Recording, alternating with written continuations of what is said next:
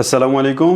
আশা করি সকলে ভালো আছেন, সুস্থ আছেন। সকলকে স্বাগত জানাচ্ছি আমি শাহিন স্যার সাধারণ জ্ঞানের আজকের আয়োজনে। ইংলিশ মজা আপনার জন্য অর্থাৎ চাকরি প্রার্থীদের জন্য, চাকরি প্রত্যাশীদের জন্য নিয়মিত এবং ধারাবাহিক ফ্রি ক্লাসের আয়োজন করেছে এবং তারই ধারাবাহিকতায় আমি শাহিন স্যার আপনাকে সাধারণ জ্ঞানের আজকের ক্লাসে স্বাগত জানাচ্ছি এবং সাধারণ জ্ঞানেও আমি একটা ধারাবাহিক আলোচনা করে আসছিলাম বিগত কয়েকদিন ধরে। আজকে তারই ধারাবাহিকতায় আমরা নতুন আরেকটি দেশ সম্পর্কে জানবো এবং সেটি হচ্ছে আফগানিস্তান।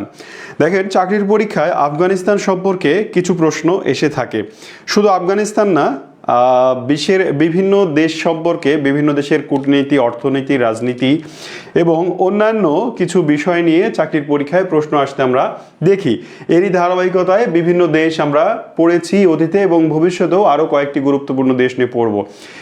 তো সাধারণ জ্ঞানে সাধারণত আমি প্রায়ই যে কথাটা বলি ক্লাসে, যে যখন আপনি একটি নির্দিষ্ট কোর্সের মধ্যে আসবেন তখন কিন্তু এই দেশগুলো সম্পর্কে এত বিস্তারিত আপনাকে জানানো বা পড়ানো সম্ভব হয় না। সো আমি যে ক্লাসগুলো নিচ্ছি সেগুলো দেশভিত্তিক একেবারে রিচ কিছু ক্লাস।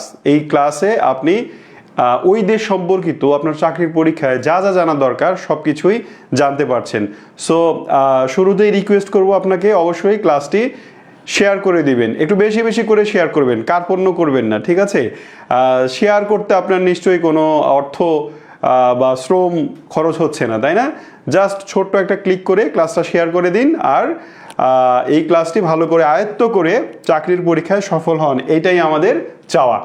তাহলে আফগানিস্তান সম্পর্কে আজকে জানবো আমরা। আফগানিস্তান দক্ষিণ এশিয়ার একটি দেশ, দক্ষিণ পূর্ব নয়, দক্ষিণ এশিয়ার একটি দেশ এবং এটি শুধু দক্ষিণ এশিয়ার না, মূলত দক্ষিণ এশিয়া এবং মধ্যপ্রাচ্যের মধ্যে সংযোগ স্থাপনকারী দেশ। আপনি বাংলার ইতিহাস, ভারতের ইতিহাস পড়তে গেলে, বিশেষ করে মুসলিম শাসনের ইতিহাস পড়তে গেলে দেখবেন অনেক শাসক আছে যারা জাতিতে আফগান। হ্যাঁ, যেমন ইখতিয়ার উদ্দিন বখতিয়ার খলজি, হ্যাঁ, এরকম আরও প্রায় অধিকাংশ মুসলিম শাসক, মানে সুলতানি আমলের বিশেষ করে, তারা জাতিতে মূলত আফগান ছিলেন। শামসুদ্দিন ইলিয়াস শাহ, এরকম ফখরুদ্দিন মোবারক শাহ, তারা কিন্তু জাতিতে ছিলেন আফগান। তার মানে বাংলা এবং ভারতের ইতিহাসে আফগানিস্তান বা আফগানের একটা প্রভাব ওতপ্রোতভাবে জড়িত এবং আমরা যারা বর্তমানে বাংলাদেশি আছি, বর্তমানে ভারতীয় বা বাঙালি আছি বা মুসলিম আছি, তাদের অনেকেরই রক্তে এই আফগান রক্ত প্রবাহিত হচ্ছে। যদিও ইতিহাসের উত্থান পতন, কালের বিবর্তনে আফগান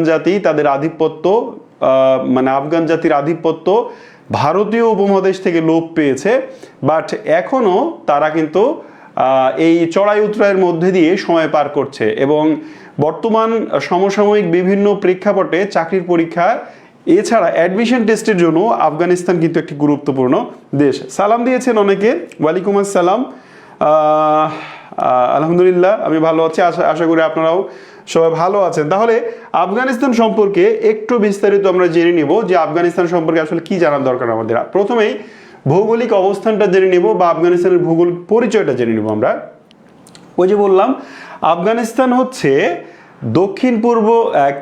দক্ষিণ এশিয়া এবং মধ্যপ্রাচ্যের মধ্যে সংযোগ স্থাপনকারী দেশ এবং এটি মূলত এখন সার্কভুক্ত দেশ হিসেবে দক্ষিণ এশিয়ার দেশই বলা হয়। সার্কভুক্ত 8টি দেশ, তার মধ্যে একেবারেই উত্তর পশ্চিম দিকে সর্বশেষ দেশটি হচ্ছে আফগানিস্তান, অর্থাৎ পাকিস্তান থেকে আরেকটু উত্তর পশ্চিমে, অর্থাৎ পাকিস্তানের উত্তর পশ্চিম সীমান্ত পুরোটা জুড়েই আফগানিস্তানের অবস্থান, ঠিক আছে? তো তাহলে আফগানিস্তান পার হয়ে আরেকটু উত্তর পশ্চিমে বা পশ্চিমে গেলে ইরান শুরু হয়, ইরানের সীমানা বা ইরান দেশের শুরু হয়। এবার ইরান থেকে শুরু করে ইরান, ইরাক, সৌদি আরব, ইয়েমেন, ওমান, তুরস্ক, এগুলো কিন্তু মধ্যপ্রাচ্য বা পশ্চিম এশিয়ার দেশ, তাই না? আবার আফগানিস্তান থেকে একটু পশ্চিম সোজা উত্তর দিকে গেলে কাজাখস্তান, উজবেকিস্তান, এই দেশগুলো অর্থাৎ মধ্য এশিয়া অবস্থিত। তাহলে দেখেন, আবার আফগানিস্তান থেকে যদি একটু উত্তর পূর্ব দিকে যাওয়া যায় তাহলে চীন। তাহলে আফগানিস্তান একই সাথে কয়েকটি এলাকার সংযোগ স্থাপন করছে। দক্ষিণ এশিয়ার সাথে দূরপ্রাচ্যের সংযোগ করছে, দক্ষিণ এশিয়ার সাথে মধ্য এশিয়ার সংযোগ করছে, আবার এই দক্ষিণ এশিয়ার সঙ্গে পশ্চিম এশিয়া বা মধ্যপ্রাচ্যেরও সংযোগ স্থাপন করছে একটি রুট, সেটি হচ্ছে আফগানিস্তান। তাহলে আফগানিস্তানের অবস্থান কোথায়? এশিয়া মহাদেশের দক্ষিণ এশিয়ার উত্তর পশ্চিম অঞ্চলে। ঠিক আছে, এই যে আফগানিস্তানের প্রতিবেশীগুলোর নাম জানলে আমরা বুঝতে পারবো তার আসলে অবস্থান কোথায়। আফগানিস্তানের 6টি প্রতিবেশী দেশ আছে। পাকিস্তান, 1 নম্বর হচ্ছে পাকিস্তান, 2 নম্বর ইরান, 3 নম্বর তুর্কমেনিস্তান, 4 নম্বর হচ্ছে উজবেকিস্তান, 5 নম্বর হচ্ছে তাজিকিস্তান এবং 6 নম্বর হচ্ছে চীন।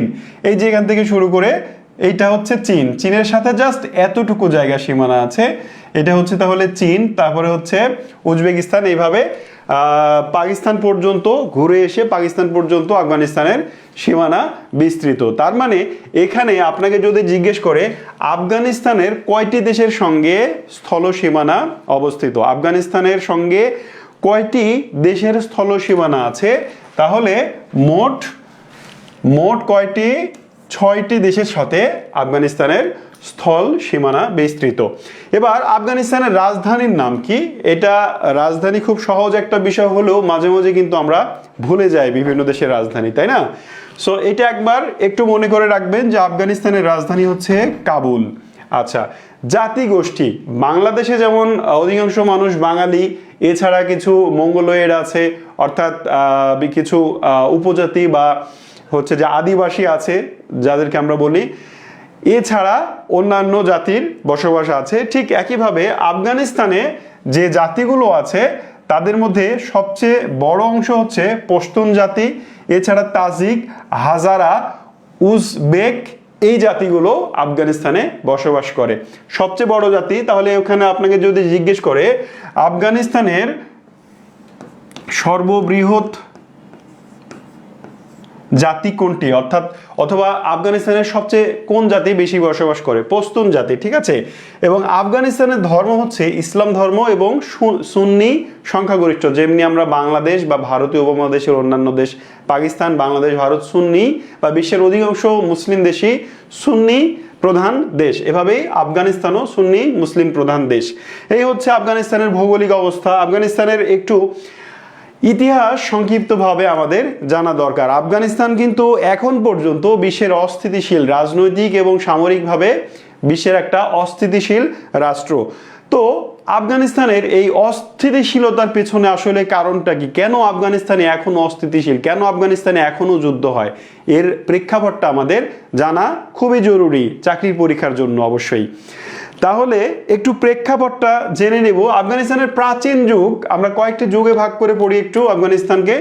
প্রাচীন যুগে আফগানিস্তান ছিল প্রথমে পারস্য সাম্রাজ্যের অন্তর্ভুক্ত। পারস্য মানে কি? আফগানিস্তানের পাশেই যে ইরান, সেই ইরানের পূর্ব নাম হচ্ছে পারস্য। এবং পারস্য প্রাচীন যুগে যতগুলো শক্তিশালী সাম্রাজ্য ছিল, প্রাচীন ও মধ্যযুগে যখন আব্বাসীয়রা ইরান দখল করে তখন এই পারস্য সাম্রাজ্যের পতন ঘটে। এছাড়া পারস্য থেকে মোটামুটি মধ্যযুগ পর্যন্ত, মানে প্রাচীন থেকে মোটামুটি মধ্যযুগ পর্যন্ত পারস্য সাম্রাজ্য কিন্তু বিশ্বের অন্যতম শক্তিশালী সাম্রাজ্য ছিল। তো আফগানিস্তান একসময় এই পারসিক বা পারস্য সাম্রাজ্যের অন্তর্ভুক্ত ছিল। এরপরে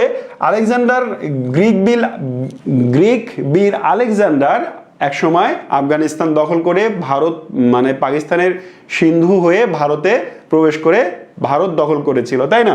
এছাড়া আফগানিস্তান কিন্তু ভারতের যে প্রাচীন রাজবংশ মৌর্য বংশ তাদেরও অন্তর্ভুক্ত ছিল আফগানিস্তান।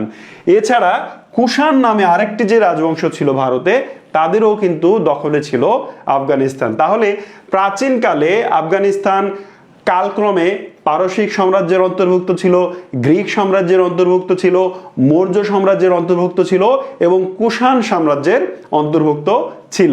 ঠিক আছে, এরপর সিল্ক রুটের একটা গুরুত্বপূর্ণ অংশ ছিল আফগানিস্তান। সিল্ক রুট কি? এটা চীনের দিনে আমি বলেছি, চীন যেদিন পড়ে সেদিন বললাম। আরেকবার বলি, একসময় প্রাচীনকালে চীনে প্রচুর সিল্ক বা মসলিন তারা উৎপাদন করত, মসলিন কাপড় উৎপাদন করত এবং এটি ভারত, আফগানিস্তান, ইরান, ইরাক এইরকম পথ হয়ে তারা এশিয়ার, পশ্চিম এশিয়া থেকে শুরু করে আফ্রিকা এবং ইউরোপের বিভিন্ন বাজারে এই সিল্ক বিক্রি করত। তো যেই রাস্তা ব্যবহার করে তারা তাদের এই সিল্ক বিশ্ববাজারে পৌঁছে দিত, সেই রাস্তাকে বলা হয় সিল্ক রুট। তো চীন থেকে মানে পশ্চিম দিকে যাওয়ার জন্য প্রথমেই যে রাস্তাটা, যে দেশটা বাঁধে সেটা হচ্ছে আফগানিস্তান। সুতরাং আফগানিস্তানও কিন্তু এই সিল্ক রুটের অংশ ছিল এবং এটি বাণিজ্যিকভাবে প্রাচীনকাল থেকেই গুরুত্বপূর্ণ একটি জায়গা ছিল। আধুনিক আফগানিস্তানের জন্ম কিভাবে হয় একটু দেখি। আধুনিক আফগানিস্তানের জন্ম হয় 1747 সালে। 1747 সালের ঘটনা। আহমদ শাহ দুররানি, তার নাম কি? আহমদ শাহ দুররানি নামক একজন শাসক, একজন সম্রাট আফগানিস্তানকে আফগানিস্তানে আধুনিক শাসন প্রতিষ্ঠিত করেন এবং আফগানিস্তানের ভিত্তি স্থাপন করেন। এই জন্য আফগান জাতির পিতা বা আফগান জাতির জনক বলা হয় আহমদ শাহ দুররানিকে। ঠিক আছে, এরপরে আমরা আরেকটু সামনে আগাই। ঔপনিবেশিক যুগ ও স্বাধীনতা। আফগানিস্তানে উপনিবেশিক শাসন কিন্তু আফগানিস্তানেও চালু ছিল এক সময়। এই উপনিবেশ থেকে তারা স্বাধীনতা অর্জন করেছিল 1919 সালে। তো উপনিবেশিক যুগটা কেমন ছিল একটু দেখি। ঔপনিবেশিক যুগ 1900 শতকে আফগানিস্তানে প্রভাব বিস্তারকে কেন্দ্র করে ওই সময়ের দুটি পরাশক্তি বিশ্বের, একটা হচ্ছে ব্রিটেন আর একটা হচ্ছে রাশিয়া বা সোভিয়েত ইউনিয়ন। তো এই ব্রিটেন আর সোভিয়েত ইউনিয়ন আফগানিস্তান দখল করাকে কেন্দ্র করে নিজেদের মধ্যে একটা প্রতিযোগিতা শুরু করে। হ্যাঁ, নিজেদের মধ্যে দ্বন্দ্ব ফ্যাসাদ শুরু করে। এই প্রতিযোগিতা বা দ্বন্দ্ব ফ্যাসাদ গ্রেট গেম নামে পরিচিত। আপনাকে পরীক্ষায় জিজ্ঞেস করবে গ্রেট গেম কি, অথবা গ্রেট গেম কোন দুটি দেশের মধ্যে হয়েছিল, অথবা কোন দেশকে কেন্দ্র করে ব্রিটেন ও রাশিয়ার মধ্যে গ্রেট গেম হয়েছিল। অনেকভাবেই কিন্তু প্রশ্নটা আসতে পারে। তাহলে মানে বেসিকটা আপনি বুঝে নেন যে ব্রিটেন এবং রাশিয়া আফগানিস্তানে নিজেদের দখল বা নিজেদের অধীনে আনার জন্য একে অপরের বিরুদ্ধে প্রতিযোগিতায় লিপ্ত হয়, দ্বন্দ্বে লিপ্ত হয়। এই দ্বন্দ্বটা এত বড় ছিল যার কারণে এটাকে বলা হচ্ছে গ্রেট গেম। ঠিক আছে, আফগানিস্তানকে কেন্দ্র করে রাশিয়া ও ব্রিটেনের মধ্যেকার যুদ্ধ, দ্বন্দ্ব বা প্রতিযোগিতা। এরপর এক সময় রুশ প্রভাব, মানে এই যে গ্রেট গেম হলো বা প্রতিযোগিতা হলো, এই প্রতিযোগিতা কিন্তু খেলার প্রতিযোগিতা না, এটা যুদ্ধের প্রতিযোগিতা। ঠিক আছে, তো ব্রিটেন মোটামুটি রাশিয়াকে সেখান থেকে বা সোভিয়েত ইউনিয়নের দৃষ্টি সেখান থেকে ফিরিয়ে দিতে সক্ষম হলো এবং ব্রিটেন নিজে একেবারে একক আধিপত্য বিস্তার করার চেষ্টা করেছিল আফগানিস্তানে। কিন্তু আফগানরা ব্রিটেনদের মেনে নেয়নি। যেভাবে আমরা ভারতীয়রা ব্রিটেনদের মেনে নিয়েছিলাম, ব্রিটেনের অধীনে চলে গিয়েছিলাম, ইংলিশরা আমাদের দীর্ঘ প্রায় 200 বছর শাসন করলো, আফগানিস্তানে কিন্তু সেটা সম্ভব হয়নি ব্রিটেনের পক্ষ থেকে। সো আফগানিস্তানের লোকজন কিন্তু আমাদের চেয়ে দুর্বল নয়, তাই না? তারা কিন্তু আমাদের চেয়ে অনেক অনেক বেশি সাহসী। হ্যাঁ, তো যাই হোক, এই যে ব্রিটেন আফগানিস্তানে আধিপত্য বিস্তারের চেষ্টা করলো, এর ফলশ্রুতিতে কি হলো, আফগানিস্তান এবং ব্রিটেনের মধ্যে 3টি যুদ্ধ হলো। আফগানিস্তান এবং ব্রিটেনের মধ্যে কয়টি যুদ্ধ হচ্ছে? 3টি যুদ্ধ। যেখানে আপনি দেখবেন অ্যাংলো, এই শব্দটা দেখবেন, অ্যাংলো বলতে ইংরেজদের বোঝায়। এই অ্যাংলো বলতে কিসের বোঝায়? ইংরেজ। অ্যাংলো শব্দটি দ্বারা ইংরেজ বোঝায়। আমরা অ্যাংলো ফরাসি যুদ্ধ দেখেছি, আমরা অ্যাংলো আফগান যুদ্ধ দেখেছি, আমরা অ্যাংলো রুশ যুদ্ধ দেখেছি। যেখানেই অ্যাংলো শব্দটা দেখবেন বুঝবেন যে ওইটা ব্রিটেন। ঠিক আছে, তো প্রথম অ্যাংলো আফগান যুদ্ধ মানে কি? ব্রিটেন আর আফগানের মধ্যে যুদ্ধ। তো রাশিয়াকে প্রতিহত করতে ব্রিটেন আফগানিস্তানের প্রবেশ করে, যে প্রতিযোগিতাটা হচ্ছিল, প্রবেশ করে তারা শাহ সুজা নামক একজন ওই সময়ের মানে নেতা ছিলেন, তাকে ক্ষমতায় বসানোর চেষ্টা করেন। কিন্তু আফগানিস্তানের প্রতিরোধের মুখে ব্রিটেন এটি করতে সক্ষম হয়নি। তার মানে প্রথম অ্যাংলো আফগান যুদ্ধ, যেটা 1839 থেকে 1842 সালের মধ্যে হয়, সেখানে ব্রিটেন কি করে? ব্রিটেন পরাজিত হয়। কাদের কাছে? আফগানিস্তানের কাছে বা আফগানদের কাছে। এরপরে তারা আবারও যুদ্ধে লিপ্ত হয় 1878 থেকে 80 সালে, এই 2 বছর দ্বিতীয় অ্যাংলো আফগান যুদ্ধ হয়। এই দ্বিতীয় অ্যাংলো আফগান যুদ্ধেও মানে প্র্যাকটিক্যালি আবারও আফগানরাই জিতে এবং ব্রিটেনরা হেরে যায়, কিন্তু হেরে গেলেও তারা বিশেষভাবে কূটনৈতিক প্রভাবের কিছুটা দখল করতে পারে বা তারা কূটনীতিকে নিয়ন্ত্রণ করার প্রতিষ্ঠা করতে চেষ্টা করে, বাট ব্রিটেন প্র্যাকটিক্যালি এবারও ব্যর্থ হয়। এরপর তৃতীয় অ্যাংলো আফগান যুদ্ধ, যেটা 1919 সালে হয়। এই 1919 সালের 20 আগস্ট আফগানিস্তান এবং ব্রিটেনের মধ্যে রাওয়ালপিন্ডি চুক্তি স্বাক্ষরিত হয়।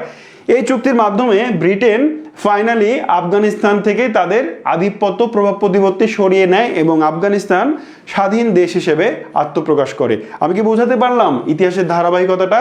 প্রথম হচ্ছে ওই যে প্রাচীন যুগের শাসন ছিল, এরপরে আহমদ শাহ দুররানি আফগানিস্তানে আধুনিক শাসন প্রতিষ্ঠিত করলেন, সেটা আমাদের চেয়ে অনেক আগে 1747 সালে। এরপর আফগানিস্তানে দুই শক্তির যুদ্ধ শুরু হলো, একটা হচ্ছে সোভিয়েত ইউনিয়ন, একটা হচ্ছে ব্রিটেন। তো সোভিয়েত ইউনিয়ন এখানে খুব বেশি সুবিধা করতে পারেনি মানে প্রভাব বিস্তারে, কিন্তু ব্রিটেন যথেষ্ট প্রভাব বিস্তার করার চেষ্টা করেছিল বা কিছুটা সফল হয়েছিল। এই ব্রিটেন যখন আফগানিস্তানে প্রভাব বিস্তার করার চেষ্টা করলো, তখন আফগানরাও এটা মেনে নিল না, তাদের বিরুদ্ধে 3টি যুদ্ধ করলো। এই 3টি যুদ্ধের একটি যুদ্ধেও ব্রিটেন খুব বেশি সুবিধা করতে পারেনি এবং ফাইনালি 1919 সালের যুদ্ধে ব্রিটেন আফগানিস্তানকে স্বাধীনতা দিতে বাধ্য হয়। শুরু হলো স্বাধীন আফগানিস্তানের যাত্রা। এবার আফগানিস্তানের রাজতন্ত্র থেকে প্রজাতন্ত্রের যে ডাইভার্সনটা সেটা আমরা একটু দেখব। আফগানিস্তান যখন 1919 সালে স্বাধীন হলো, তখন কিন্তু আফগানিস্তানে গণতন্ত্র বা প্রজাতন্ত্র চালু হয়নি। আফগানিস্তানে চালু হয়েছিল রাজতন্ত্র। হ্যাঁ, কিছু মানুষ, কিছু রাজা নিজেদের, কিছু শাসক নিজেদের আফগানিস্তানের বাদশাহ হিসেবে প্রতিষ্ঠিত করেন এবং 1926 থেকে 1973 সাল পর্যন্ত আফগানিস্তানে মূলত রাজতন্ত্র চালু ছিল। এরপর আফগানিস্তানে 1973 সালে দাউদ খান নামক একজন নেতা, যিনি রুশ সমর্থিত। মানে ব্যাপারটা হচ্ছে আফগানিস্তানে 1973 সালের ওই সময়ে বাদশাহ ছিলেন জহির শাহ। কে ছিলেন? জহির শাহ শাসন করছেন। এইবার ওই যে ব্রিটেনরা এদেরকে স্বাধীনতা দিয়ে চলে গেল, বাট রুশ তখনও কিন্তু ক্ষান্ত হয়নি। ব্রিটিশরা যখন আফগানিস্তান ছেড়ে চলে যায়, তখন রুশ বা সোভিয়েত ইউনিয়ন বা রাশিয়া আবারও আফগানিস্তানে নিজেদের প্রভাব বিস্তার করতে সচেষ্ট হয়। এরই প্রেক্ষিতে 1973 সালে রাশিয়ার সমর্থিত দাউদ খান নামক একজন ব্যক্তি আফগানিস্তানের শেষ রাজা জহির শাহকে পরাজিত করে 1973 সালে এই আফগানিস্তান দখল করে নেন। কে? জহির শাহ। এই দুটি নাম আমাদের জন্য, এই সালটি আর এই দুটি নাম আমাদের জন্য গুরুত্বপূর্ণ। প্রথম জায়গা হচ্ছে যে আফগানিস্তানের রাজতন্ত্রের পতন ঘটে কত সালে? 1973 সালে। তো শেষ বাদশাহ কে ছিলেন? জহির শাহ। জহির শাহকে পরাজিত করেন কে? দাউদ খান। অথবা আফগান প্রজাতন্ত্রের প্রথম শাসক কে? তাহলেও দাউদ খান। আবার এভাবে প্রশ্ন হতে পারে যে দাউদ খান কোন দেশ সমর্থিত আফগান নেতা? রুশ সমর্থিত আফগান নেতা। তাহলে রাশিয়ার সমর্থনে দাউদ খান জহির শাহকে পরাজিত করে এই আফগানিস্তান দখল করলেন এবং তিনি রাজতন্ত্রের বিলুপ্তি ঘটিয়ে প্রজাতন্ত্র প্রতিষ্ঠিত করলেন। এরপরে 78 সালে এইখানে সোভিয়েত ইউনিয়নের প্রভাবে কমিউনিস্ট বিপ্লব হয় এবং আফগানিস্তানে কমিউনিজম প্রতিষ্ঠিত হয়। এই তথ্যটি হয়তো যারা নতুন সাধারণ জ্ঞান পড়া শুরু করেছেন তাদের কাছে জানা ছিল না এবং অনেক বইয়েও কিন্তু এই তথ্যগুলো নেই। ঠিক আছে, তো আমি কিন্তু আপনাকে A to Z তথ্যগুলোই দেওয়ার চেষ্টা করছি। তাহলে আফগানিস্তানেও কিন্তু একসময় কমিউনিস্ট শাসন প্রতিষ্ঠিত ছিল। এবার আফগানিস্তানে কমিউনিস্ট শাসন প্রতিষ্ঠিত যখন হলো, তখন আফগানিস্তানের আপামর সাধারণ জনতা এই শাসন মেনে নিতে চাইল না।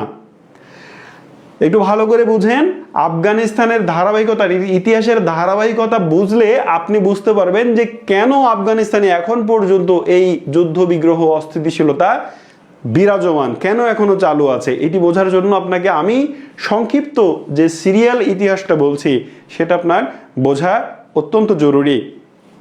এবার আফগানিস্তানে রাশিয়ার সমর্থনে কমিউনিজম বিপ্লব হলো। 1978 সালে কমিউনিস্ট শাসন প্রতিষ্ঠিত হলো। কিন্তু আফগানিস্তানের সাধারণ জনতা এই কমিউনিস্ট শাসন মেনে নিতে চাইল না। তারা আফগান রুশ সমর্থিত দাউদ খানের বিরুদ্ধে বিদ্রোহ শুরু করলো।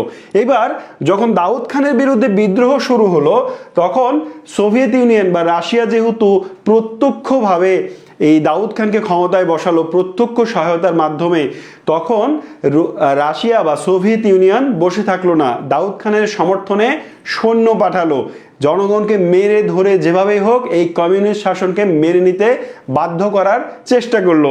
সো 1979 সালে আফগানিস্তানে সোভিয়েত বাহিনী বা রুশ বাহিনী প্রবেশ করলো এবং তারা কি করলো, যেই জনগণ এই যে সমাজতান্ত্রিক বা এই যে কমিউনিস্ট শাসন মেনে নিতে চাচ্ছিল না, তাদের উপরে অত্যাচার জুলুম শুরু করলো। এইবার রাশিয়া যখন তাদের কমিউনিস্ট শাসন চাপিয়ে দিল আফগানিস্তানের উপরে, তখন গণতন্ত্রের রক্ষক হিসেবে পৃথিবীতে পরিচিত আমেরিকা, যেটা রাশিয়ার চিরপ্রতিদ্বন্দ্বী, সে কিন্তু বসে থাকলো না।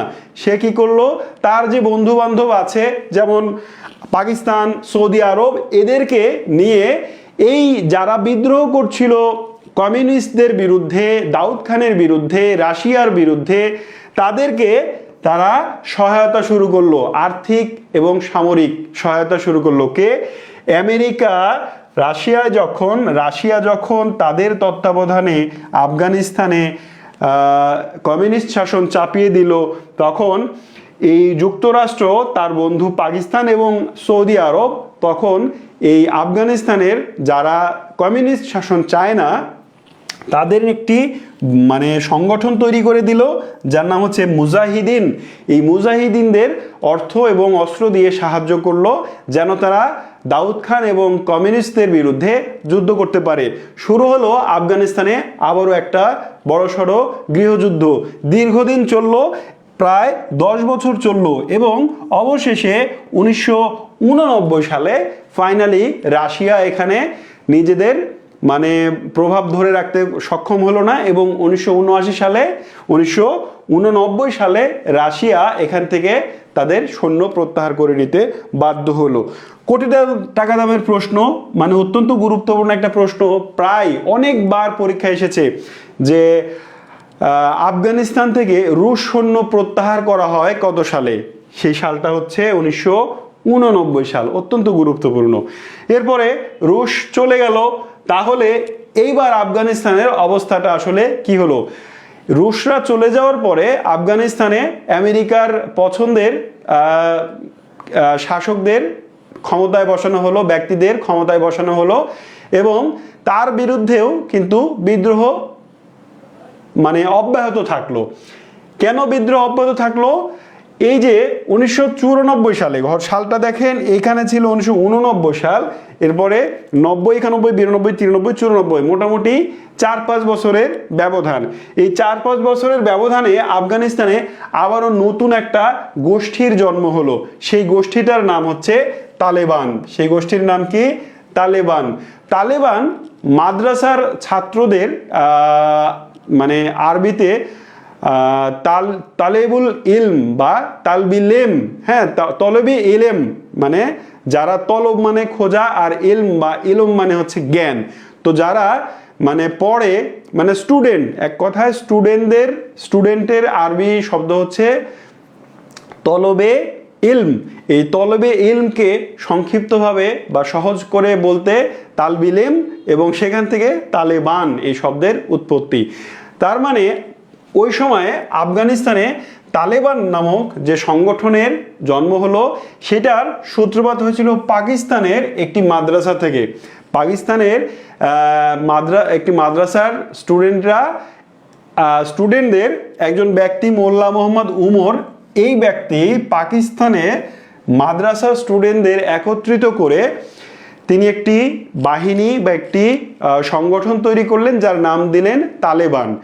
এবং উদ্দেশ্য ছিল যে পাকিস্তান, আফগানিস্তান এই অঞ্চলে একেবারে শরিয়া ভিত্তিক, কঠোর অনুশাসন ভিত্তিক শাসন ব্যবস্থা চালু করা বা প্রতিষ্ঠা করা, এটা হচ্ছে তালিবানের মূল মোটো। এই যে শরিয়া ভিত্তিক কঠোর শাসন ও নিরাপত্তা প্রতিষ্ঠা করাই ছিল তালিবানের মূল মন্ত্র। এরপর তারা তাদেরকে কিন্তু মানে সাহায্য সহযোগিতা করে আসছিল আমেরিকা, বুঝতে পারলেন? তালিবানের জন্ম হলো 1994 সালে এবং এর জন্মর একেবারে আঁতুড়ঘর ছিল পাকিস্তানের একটি মাদ্রাসা স্টুডেন্টদের একত্রিত করে মোল্লা মোহাম্মদ উমর তিনি একটি সংগঠন তৈরি করলেন তালেবান নামে, এবং তাদেরকে তিনি বোঝালেন যে আমরা যুদ্ধের মাধ্যমে যারা কাফের, যারা মুশরিক, যারা বেদিন আছে তাদের কাছ থেকে ক্ষমতা ছিনিয়ে নিব এবং আমরা এই দেশে একেবারে ইসলামী শাসন প্রতিষ্ঠা করব, কঠোর ইসলামী অনুশাসন চালু করব। এই বলে মোটিভেট করে মাদ্রাসার ছাত্রদের নিয়ে তিনি এই বাহিনী গঠন করেন, সংগঠন তৈরি করেন এবং তাদেরকে প্রথমে প্রাথমিক অবস্থায় শেল্টার দিয়ে আসছিল কিন্তু আমেরিকায়। এবার আমেরিকার পোষা বিড়াল একসময় ক্ষমতায় গেল 1996 সালে। 1996 সালে তালেবানরা কাবুল দখল করে এবং আফগানিস্তানের শাসন ক্ষমতা দখল করে ফেলে 1996 সালে। 1996 থেকে 2001 পর্যন্ত তালেবানরা আফগানিস্তান শাসন করে। এই তালেবান যে আফগানিস্তান শাসন করছে, তালেবান যে আফগানিস্তানের ক্ষমতায় গেল, এই জায়গায় শেল্টার সহযোগিতা কে দিল? পাকিস্তান দিল, আমেরিকা দিল, সৌদি আরব দিল, ঠিক আছে? এইবার আমেরিকার পোষা বিড়াল এবার আমেরিকায় কেই করলো ম্যাও, ঠিক আছে? ব্যাপারটা কেমন একটু দেখে আসি। তার আগে তালেবান সরকারের প্রথম টার্ম যেটা ছিল সেখানে তারা কি করেছিল? কঠোর ইসলামিক আইন প্রয়োগ করেছিল, নারী শিক্ষা ও বিভিন্ন কর্মসংস্থানে তাদের নিষেধাজ্ঞা জারি করেছিল, তাদের বিরুদ্ধে মানবাধিকার লঙ্ঘনের অভিযোগ ছিল, আর তারা আল কায়দাকে আশ্রয় দিয়েছিল এরকম একটা অভিযোগ তাদের বিরুদ্ধে ছিল। এবার ওই যে বললাম তালেবান আমেরিকার পোষা বিড়াল, এবার আমেরিকাকেই করলো ম্যাও। শেষ পয়েন্ট, লাস্ট পেজের মানে আগের পেজের শেষ পয়েন্ট ছিল তারা তালেবানকে আশ্রয় দিয়েছিল। তালেবান কি বলে? তালেবান না, ওটা হচ্ছে আল কায়দা। আল কায়দাকে আফগানিস্তান আশ্রয় দিয়েছিল, লালন পালন ভরণ পোষণ করেছিল। এই আল কায়দাকে ওসামা বিন লাদেনের নেতৃত্বাধীন আরেকটি সংগঠন যারা তালেবানের সঙ্গে খুবই ঘনিষ্ঠ, তালেবানের সদস্যরাও একসময় আল কায়দাতে মানে যোগ দিয়েছিল, কনভার্ট হয়েছিল। তো এই আল কায়দাও ছিল আরেকটি সংগঠন যাদের উদ্দেশ্য ছিল যে আমেরিকার প্রভাব থেকে ইসলামী রাষ্ট্রগুলোকে মুক্ত করে ইসলামী শাসন ব্যবস্থা প্রতিষ্ঠিত করা। তো এই আল কায়দা নিজেদের মানে প্রকাশ করার জন্য, নিজেদের ব্যাপকভাবে প্রকাশ করার জন্য 2001 সালের ঘটনা হয়তো আপনারা জানেন অনেকেই। 2001 সালের 11ই সেপ্টেম্বর আমেরিকার পেন্টাগনে টুইন টাওয়ার ভবনে হামলা করে, বিমান হামলা করে। সেই হামলার দৃশ্য আপনারা অনেকেই দেখেছেন। এই হামলাটা 9/11 হামলা নামে পরিচিত। এই যে 9/11-তে 2001 সালের 11ই সেপ্টেম্বর আল কায়দা বিমান ছিনতাই করে টুইন টাওয়ারে বিমান হামলা চালালো আমেরিকায়। এই সময় আমেরিকার প্রেসিডেন্ট ছিলেন জর্জ ডব্লিউ বুশ। এইবার এই জর্জ ডব্লিউ বুশ কি করলেন? এই তালেবান এবং আল কায়দাকে সন্ত্রাসী গোষ্ঠী হিসেবে আখ্যায়িত করলেন এবং এদেরকে দমন করার জন্য আফগানিস্তানে অভিযান মানে আক্রমণ, সামরিক আক্রমণ শুরু করলেন। এই সামরিক আক্রমণের মধ্য দিয়ে তালেবান সরকারের পতন ঘটল 2001 সালে। এরপর হামিদ কারজাই নামক একজন ব্যক্তি যিনি আমেরিকার অনুগত, তাকে শাসনে ক্ষমতায় বসানো হলো। তারপরে আশরাফ গানি নামক আরেকজন তিনিও আমেরিকার সমর্থনপুষ্ট এবং সমর্থনপ্রাপ্ত ছিলেন। এই লোকগুলো আফগানিস্তান শাসন করলো দীর্ঘদিন। আরও মাঝখানে কয়েকজন শাসক এসেছেন। এরপরে আবারও এই তালেবানের উত্থান ঘটলো আফগানিস্তানে। কিভাবে উত্থান ঘটলো? আমেরিকা তালেবানকে একেবারে নিশ্চিহ্ন করে দিতে সক্ষম হয়নি।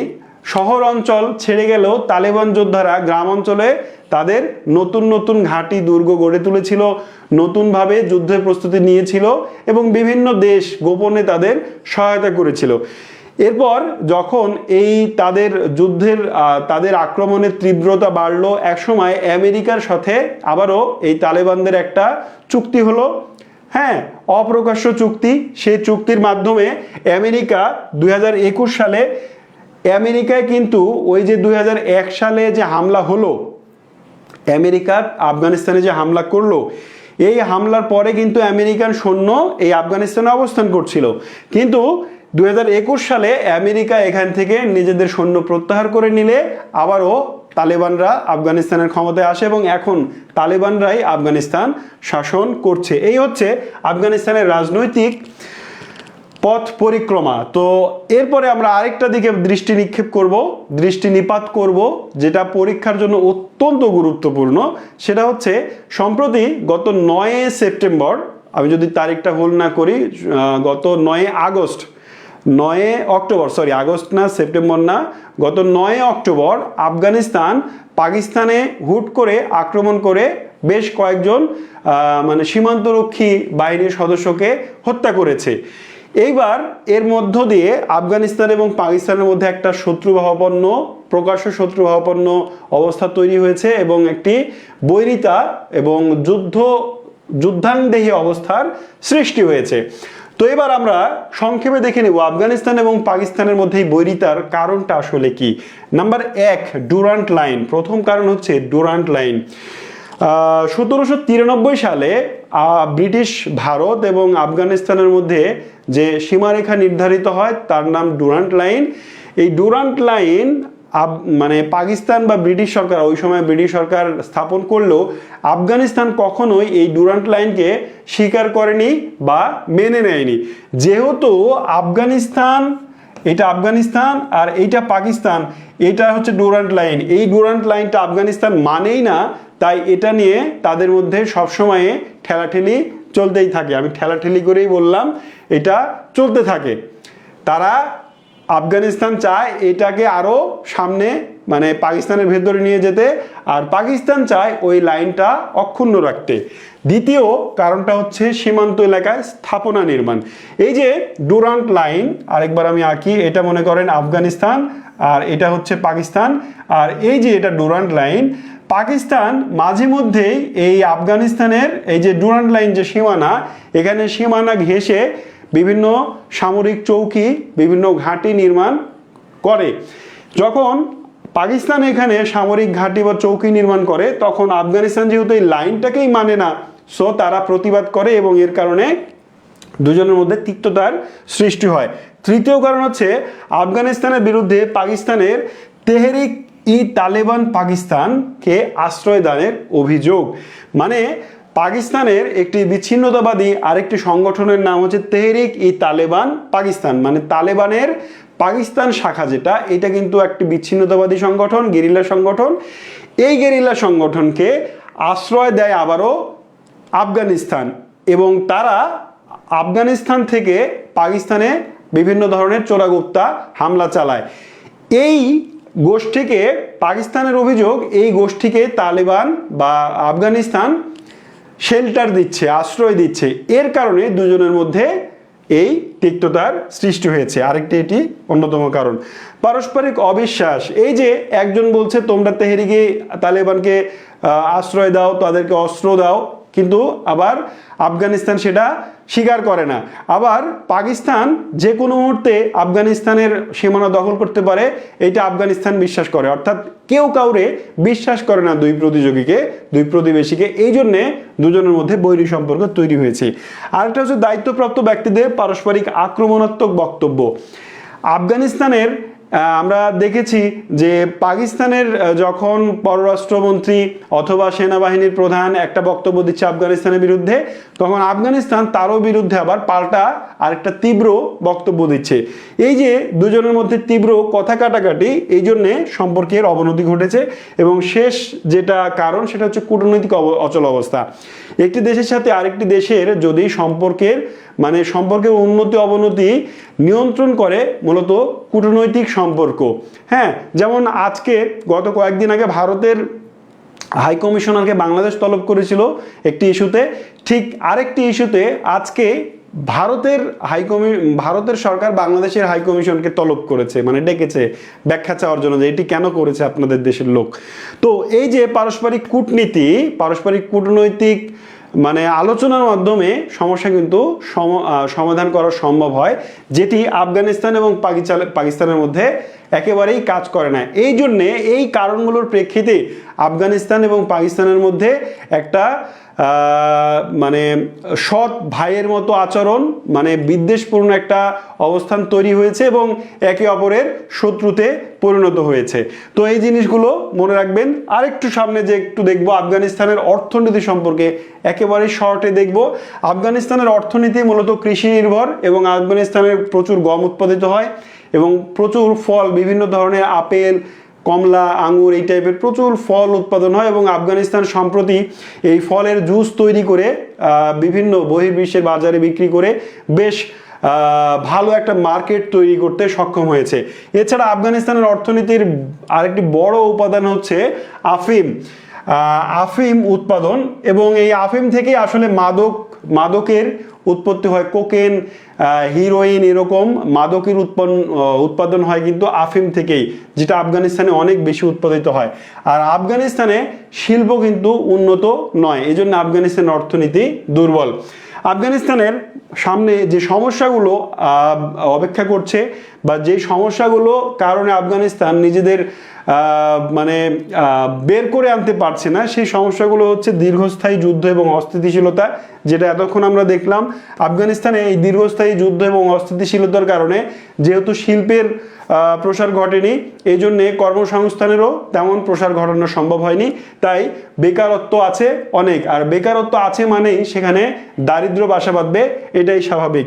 আন্তর্জাতিক নিষেধাজ্ঞা আফগানিস্তানের উপরে এখনও আমেরিকা, রাশিয়া, চীন সহ বিভিন্ন দেশের অনেক নিষেধাজ্ঞা, বিধিনিষেধ আছে, যার কারণে তারা এখনও অর্থনৈতিকভাবে কি করতে পারছে না, নিজেদের বুস্ট করতে পারছে না। বিদেশি সহায়তার উপরে নির্ভরশীলতা। আফগানিস্তান এই যে শিল্পের অভাব, বেকারত্ব, দারিদ্রতা, নিজেদের উৎপাদনের অভাব, এই জন্য এখনও কিছুটা তাদের মানে বেশ খানিকটা বিদেশি সাহায্যের উপরে নির্ভর করতে হয়। তাদের সম্ভাবনাও কিন্তু একেবারে কম না। তাদের যে খনিজ সম্পদ আছে, বিশেষ করে লিথিয়াম, তামা এবং লোহার খনি আছে আফগানিস্তানে, এগুলো যদি তারা এক্সপ্লোর করতে পারে, এগুলো যদি তারা মানে যথাযথ ব্যবহার করতে পারে, রফতানি করতে পারে, তাহলে আফগানিস্তান অদূর ভবিষ্যতে উন্নত বিশ্বে নিজেদের নাম লেখাতে সক্ষম হবে, এরকম একটা সম্ভাবনা অবশ্যই আছে। মধ্য এশিয়ার এই যে প্রথমেই বললাম, তাদের ভৌগোলিক অবস্থানটা অত্যন্ত ইম্পর্টেন্ট। আপনি এশিয়া থেকে বাই রোড, স্থলপথে যদি দক্ষিণ এশিয়া, দক্ষিণ পূর্ব এশিয়া থেকে পশ্চিম এশিয়া, ইউরোপ, আফ্রিকাতে যেতে চান, তাহলে অবশ্যই আফগানিস্তান হয়েই যেতে হবে। হ্যাঁ, তো এই জন্যে আফগানিস্তান কিন্তু গুরুত্বপূর্ণ একটা বাণিজ্যিক রুট আগেও ছিল, এখনও আছে। এটাকে যদি তারা প্রপার ইউটিলাইজ করতে পারে, তাহলে তাদের অর্থনীতি অনেক দ্রুত সামনে এগিয়ে যাবে। তো এই ছিল আফগানিস্তান থেকে আমার আজকের ক্লাস। আজকের ক্লাসে আফগানিস্তান থেকে যে তথ্যগুলো দিলাম, তার প্রায় অধিকাংশই অত্যন্ত গুরুত্বপূর্ণ, চাকরির পরীক্ষায় প্রায় আসতে দেখা যায়। সো এই তথ্যগুলো আয়ত্ত করুন, ক্লাসটি বেশি বেশি শেয়ার করে দিন। দেখা হচ্ছে ইনশাল্লাহ পরবর্তী ক্লাসে। ততক্ষণ পর্যন্ত সবাই ভালো থাকুন, সুস্থ থাকুন। আল্লাহ হাফেজ।